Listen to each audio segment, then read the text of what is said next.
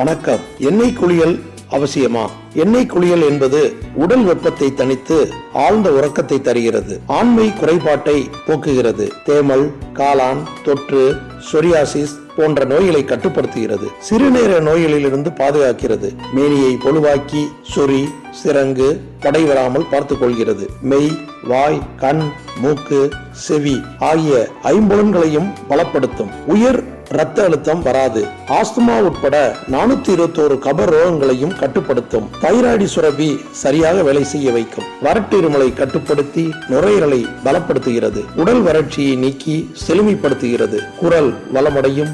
Sinus, தொடர்ந்து தும்மல், தலைவலி, ஒற்றை தலைவலி ஆகியவற்றை நீக்குகிறது. மாரடைப்பும் வராமல் தடுக்கிறது. நரம்பு மண்டலத்தை பலப்படுத்தி உள்ளுறுப்புகளை வலிமையாக்கி நம் ஆயுளை அதிகரிக்கிறது. அப்படி நாம் குளிக்கும் இந்த எண்ணெய் குளியலின் போது நாம் கடைபிடிக்க வேண்டிய என்னென்ன? மிதமான வெயில் வந்த பின்பு உடலில் எண்ணெய் தேய்த்து மிதமான சூட்டில் உள்ள வெந்நீரில் குளிக்க வேண்டும். எண்ணெய் தேய்த்து குளித்த அன்று அசைவ உணவு மற்றும் பழைய புளித்த காரமான உணவுகளை தவிர்த்து சாத்வீக உணவுகளை குறைந்த அளவில் எடுக்க வேண்டும். பகலில் தூக்கம் கூடாது.